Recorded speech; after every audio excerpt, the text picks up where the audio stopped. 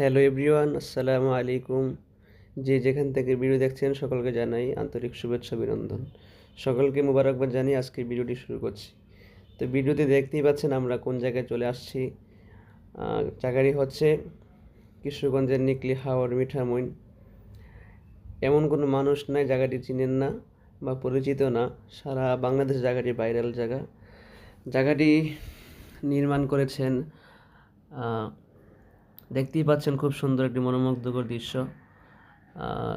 নদীর উপর দিয়ে যে রাস্তাটি সুন্দর এক রাস্তা করেছেন আমাদের স্বরাষ্ট্রমন্ত্রী। রাস্তার আশেপাশে অনেক জায়গায় আছে, আমরা অনেক জায়গায় ঘোরাফেরা করেছি, কিন্তু জায়গাটি হচ্ছে বাইক নিয়ে ঘোরার জন্য একটি বেস্ট জায়গা।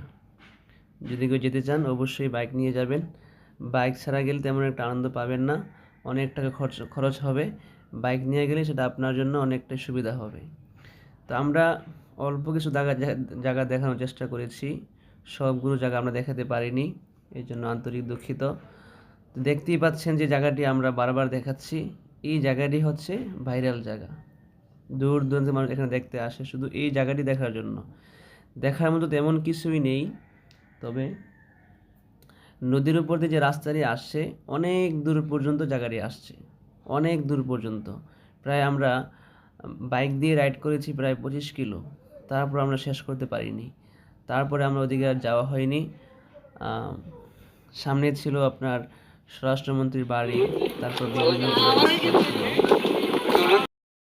ঘোড়ার উপরে চড়ার দৃশ্যটি খুবই চমৎকার। তারপরে আমরা নদীতে কিছুক্ষণ ঘোরাফেরা করেছি। এরপর কিশোরগঞ্জ নিকলি হাওর মিঠামইন যাইতে হলে আপনার অবশ্যই ট্রলারে করে যেতে হবে। দেখতেই পাচ্ছেন আমরা ট্রলারে করে, আমিও যাচ্ছি, আমার বাইকেও যাচ্ছে। তো একই সাথে দুইটা ট্যুর হয়ে গেল, এক তো মিঠামইন হাওর ঘোরা হয়ে গেল, আবার ট্রলারে একটা ট্যুর হয়ে গেল। একই খরচে দুইটা কাজই হয়ে গেল, এক ডিলে দুই পাখি, কথায় আছে না, এক ডিলে দুই পাখি। তো আমরা সেই কাজটি করে ফেললাম, এক ডিলে দুই পাখি মেরে ফেললাম।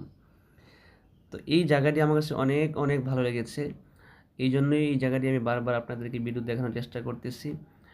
এই জায়গাটিতে অনেক মানুষ ঘুরতে আসেন, অনেক, যা বলার বাহিরে।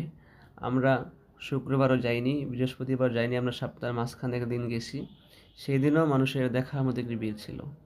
তো মানুষ কেন আসে সেটা আপনারা গেলেই বুঝতে পারবেন। নদীর বাতাস, অনেক সুন্দর আবহাওয়া, চারিদিকে পানি আর পানি, মানে খুবই সুন্দর একটা মনোমুগ্ধকর দৃশ্য। যারাই আসবেন খুব সাবধানে আসবেন, কারণ নদীর উপর দিয়ে আসতে হয়।